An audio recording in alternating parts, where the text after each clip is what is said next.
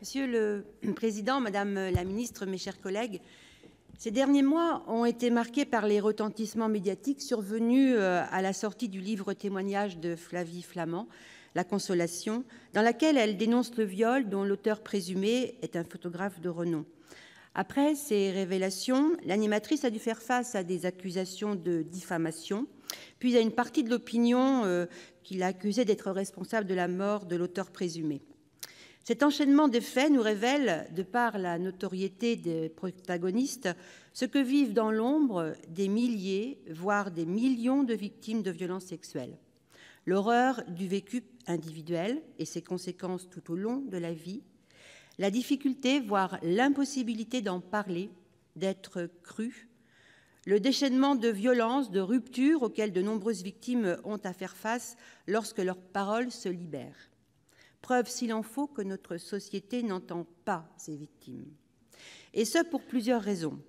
Le huis clos dans lequel se déroulent ces abus et ces crimes muselle la parole des victimes. La violence physique et psychologique, la peur, rendent le crime presque parfait. Car l'enjeu de l'auteur, en plus d'abuser sexuellement sa victime, est de bâillonner sa parole. Cette parole empêchée est la double peine infligée aux victimes. Comme nous le disent si justement les associations, c'est le seul crime où la victime porte la honte. Et c'est insupportable. Je tiens à mon tour à saluer l'initiative de mes collègues du groupe écologiste qui ont programmé ce débat. Car l'enjeu est fort. La parole est le point de départ de la reconstruction des victimes et le point d'arrêt des criminels. Encore faut-il que la société accepte de regarder, d'écouter cette réalité et de mettre en œuvre des moyens d'accompagner cette parole et de la rendre audible. Au-delà de la révélation, il s'agit de proposer des lieux de réparation. Commençons par regarder les choses en face. Les violences sexuelles, qu'elles s'exercent sur les enfants ou sur les adultes, ont un caractère d'ampleur dans notre pays.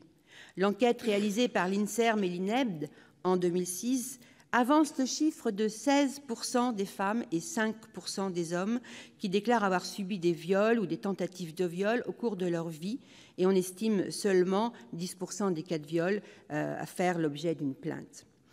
Les estimations du Conseil de l'Europe font état d'un enfant sur 5 confronté à la violence sexuelle sous toutes ses formes: viol, abus sexuels, pornographie, sollicitation des enfants par le biais d'Internet, prostitution et corruption. Selon le Haut Conseil à l'égalité entre les femmes et les hommes, à l'âge de 20 ans, une Française sur 10 déclare avoir été agressée sexuellement au cours de sa vie, dans le cercle familial, pour la grande majorité d'entre elles. Ces chiffres, nous l'avons toutes dit, ces chiffres sont effrayants. Ce matin, nous parlons d'un type de violence bien spécifique que sont les violences sexuelles, mais je souhaite insister sur les faits que ces violences s'inscrivent dans un contexte social très permissif. Les auteurs se sentent tous impuissants, ce qui, implicitement, décourage les victimes d'en parler. Je souhaiterais évoquer le continuum des violences au niveau individuel et au niveau collectif. Au niveau individuel, toutes les violences subies dans l'enfance meurtrissent, abîment profondément. Les violences sexuelles détruisent encore plus. La victime risque, plus que toute autre personne, d'être surexposée à d'autres violences à l'école et plus tard au sein du couple ou au travail. Elle risque aussi de développer des comportements à risque contre elle-même ou contre les autres. Si la victime n'est pas réparée, elle peut souffrir de ce continuum de violence tout au long de sa vie. Nous retrouvons ce continuum au niveau sociétal, car même si les garçons et les hommes sont aussi victimes de violences, sexuellement notamment, celles-ci s'inscrivent toujours dans un contexte de domination sexuée. Les auteurs sont très majoritairement des hommes, et les victimes sont majoritairement des femmes et des enfants. Et toutes ces formes de violence se conjuguent entre elles et se renforcent. Mépris, insultes, harcèlement, violences sexuelles, violences conjugales, prostitution, inégalité salariale, remise en cause de l'IVG, inégalité politique, etc., etc. Ces violences révèlent que la place des femmes, la place des enfants dans notre société reste encore très inégalitaire et très stigmatisée. On peut aussi évoquer le continuum chez les auteurs de violences. Violaine Guérin, endocrinologue et gynécologue médicale, présidente de l'association Stop aux violences sexuelles, précise, en s'appuyant sur les travaux de la psychanalyste Alice Miller, que la violence est racine de la violence. Elle avance même que 80% des agresseurs auraient été eux-mêmes victimes dans leur enfance. Il y a donc urgence à se traiter ce fait social, ce fait de santé publique que sont les violences sexuelles. Alors, comment faire? En agissant sur les deux niveaux, niveau individuel et niveau collectif. La politique conduite ces dernières années en matière d'égalité entre les femmes et les hommes a permis de mettre en évidence, de mesurer les inégalités et de rechercher les moyens d'atteindre l'égalité réelle. Des avancées ont été faites, il reste à faire. Nous devons centrer nos efforts concernant le droit des enfants et opter pour une éducation bienveillante. Il faut informer davantage les mineurs sur leurs droits. Et à cet instant, permettez-moi de déplorer l'attitude de certains de nos collègues sénateurs qui ont porté devant le Conseil constitutionnel la loi Égalité et Citoyenneté, adoptée fin décembre dernier.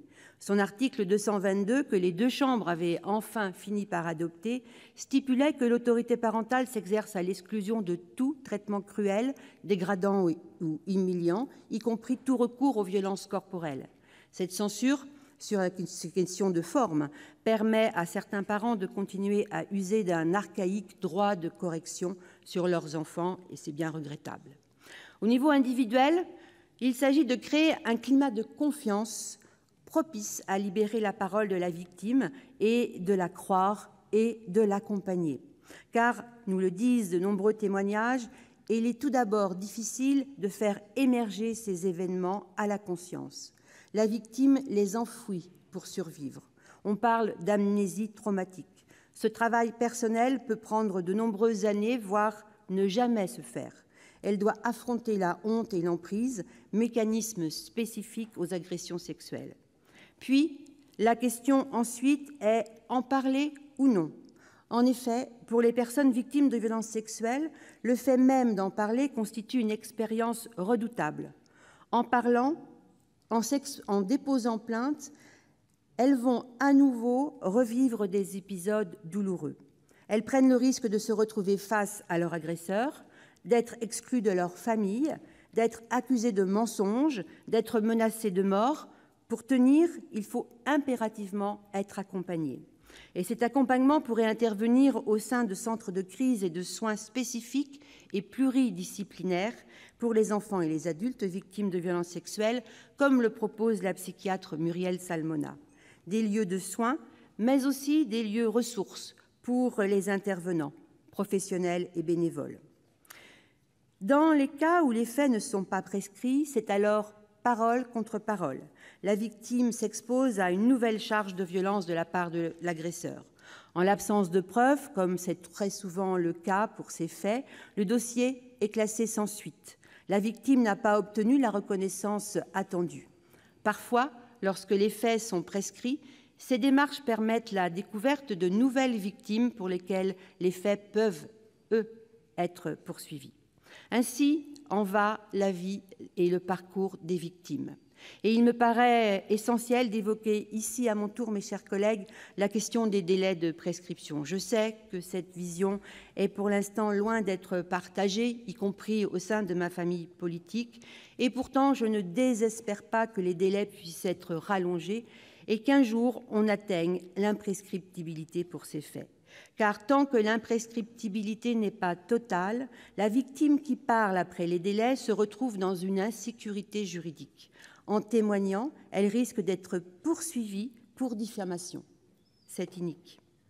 Et face à un fait social d'une telle ampleur, il nous faut prendre les moyens d'aider les victimes à se réparer. Tout d'abord, de former les professionnels et les bénévoles à la réalité des violences sexuelles, à leur ampleur, à leurs mécanismes de destruction et à la reconstruction de la personne, que ce soit dans le champ médical, dans l'éducation ou dans le monde du travail. Par ailleurs, nous devons poursuivre les travaux engagés ici, à l'initiative de notre collègue Colette Giudicelli, qui prévoit une obligation de signalement pour le personnel médico-social qui repère des violences sexuelles chez un patient.